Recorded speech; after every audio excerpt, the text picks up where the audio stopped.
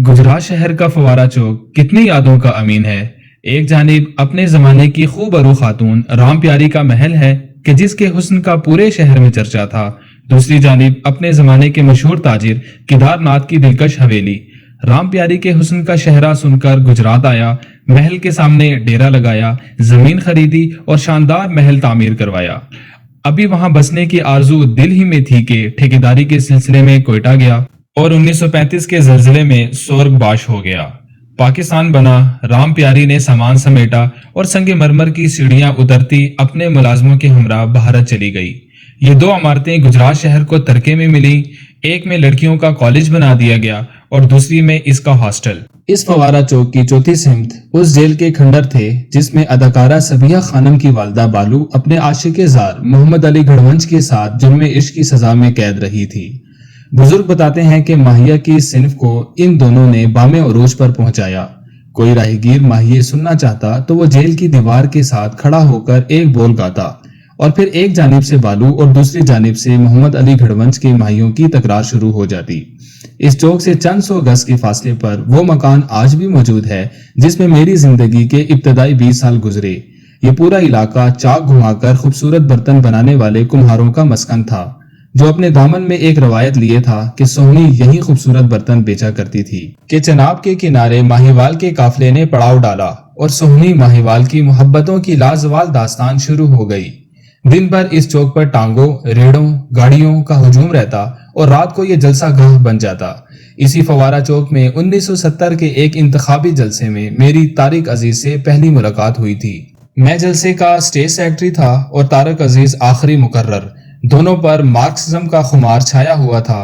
मुझे अच्छी तरह याद है कि वो अपनी तकरीर में ठाह की गर्दान करवाते हुए अमेरिका ठाह और यहूदी ठाह के नारे भी लगवाता था।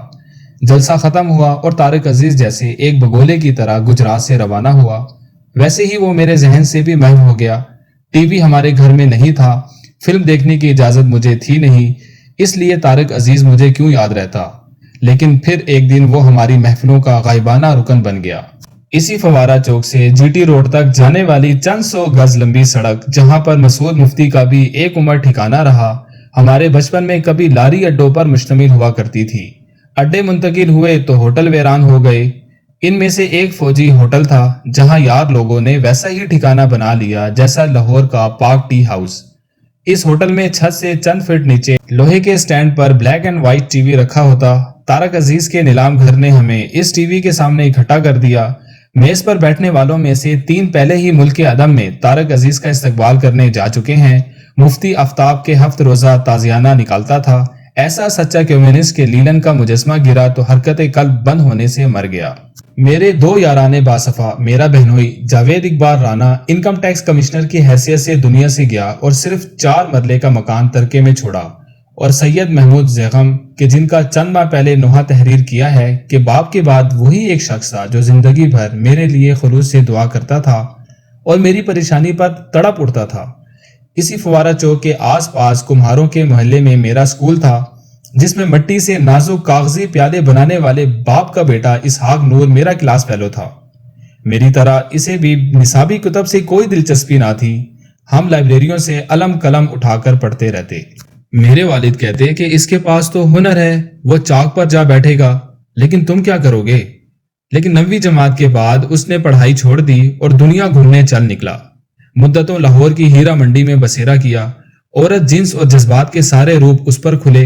इसी माहौल में मौलाना मौदूदी की पर्दा इसके हाथ आई, काया कलब हो गई, वापस गुजरात आ गया। मेरा इल्हाद और मार्क्सिज्म का सफर भी मौलाना मौदूदी की तनकीहात के दरवाजे पर दम तोड़ चुका था।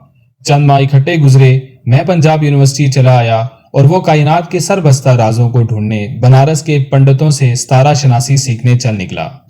फवारा चौक और उसकी गलियां बस अब यादों में बसी रह गईं। जिंदगी के झमेलों में ऐसा उलझा कि 12 साल तालीम, यूनिवर्सिटी में पढ़ाना और सिविल सर्विस ओढ़ना बिछोना बने रहे। लेकिन रात को सिरहाने पड़ी नोटबुक पर शायरी मुसलसल होती रही, जो 1988 में किताब की सूरत में सामने आई। ब्यूरोक्रेसी की घुटन में सांस लेने को एक खिड़की मुयस्सर होती तो टेलीविजन पर ड्रामा लिखना शुरू कर दिया। 20 साल के वक्फे के बाद एक दिन अचानक नवाब असलम रईसानी के फोन से इसहाक नूर का फोन आया। वो कोई भूल जाने वाली चीज तो था नहीं, مگر وہ اب ایک ستارہ شناس بن چکا تھا۔ بڑے بڑے سیاستدانوں، جرنیلوں اور کاروباری حضرات کے گھروں میں شاہی منجم کے طور پر مہمان بلایا جاتا۔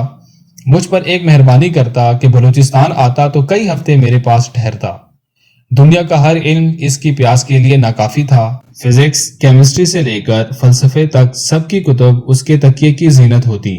ایک دن میرے پاس چاغی آیا اور کہا کہ میں کور کمانڈر پرویز مشرف سے منگلہ میں مل کر آیا ہوں اور اسے بتا دیا ہے کہ وہ اگلا مارشل لا لگائے گا، اور اس نے یقین بھی کر لیا ہے۔ پہاڑ جیسا حوصلہ رکھنے والا بیٹے نے شمالی علاقہ جات کی برف سے ڈھکی جھیل میں کود کر خودکشی کر لی۔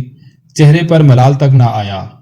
ذائچے بناتا، لوگوں کو مستقبل کی خبریں سناتا، نگر نگر گھومنے والا میرا یہ دوست اپنا ذائچہ نہ بنا سکا۔ موت سے چند دن پہلے کہنے لگا، اس دفعہ لاہور آیا تو کئی مہینوں کے لیے آؤں گا۔ میں نے گجرات کے بچے کھچے دوستوں کو بتا دیا ہے کہ وہ سب تمہیں اپنی یادیں بتائیں اور تم کتاب مرتب کرو، لیکن قضاء و قدر کے ذائچے ستارہ شناسی کے ذائچوں سے بالا تر ہوتے ہیں۔ فوارہ چوک کے فوجی ہوٹل میں جس طارق عزیز کو چھت کے قریب رکھے ہوئے ٹیلی ویژن پر دیکھتے تھے، اس سے لاہور کی ٹیلی ویژن سینٹر پر 1999 میں اس وقت قربت میسر ہوئی جب راشد ڈار میرے ڈرامے کفس کی عکس بندی کر رہا تھا۔ یار دل ربا علی اکبر عباس کے کمرے میں جو ملاقاتیں شروع ہوئیں تو یوں لگا کہ طارق عزیز تو میری طرح از سر نو مسلمان ہو چکا ہے۔ اللہ کے حافظے والا یہ شخص آج کے قحط الرجال کے دور کو بالکل ویران کر گیا ہے۔ وہ نیلام گھر جسے میں ہم نفسان رفتہ کے ساتھ گجرات میں دیکھا کرتا تھا، طارق عزیز نے اس میں مجھے 2 دفعہ مہمان بلایا، لیکن طارق عزیز سے آخری ملاقات ایک ایسی یادگار ہے کہ اس کا ذکر بھی ہم دونوں کی عاقبت کے لیے سرمایہ ہے۔ رمضان کے مہینے میں فیصل آباد میں ایک شاپنگ مال کا افتتاح تھا جس میں نیلام گھر سجایا گیا تھا۔ منتظمین نے اس نیلام گھر میں سحری سے ذرا پہلے سود کے خلاف میری تقریر رکھی تھی۔ طارق عزیز نے مجھے بلانے سے قبل چند لمحے جو سود کے حوالے سے گفتگو کی، اس سے یوں لگتا تھا جیسے کوزے میں دریا سمو دیا ہو، جیسے مجھ سے میرا لطف بیان چھین لیا ہو۔ کیسے کیسے سحر البیان لوگ شہر خاموشاں میں جا کر آباد ہو جاتے ہیں۔ کرونا کے اس چل چلاؤ کے عالم میں یہ 2 پیارے ہی نہیں جن کا غم آج دل پر بار ہے، کئی ہیں جو ان مہینوں میں یوں دنیا سے چلے گئے کہ جیسے ابھی تو ہنس بول رہے تھے۔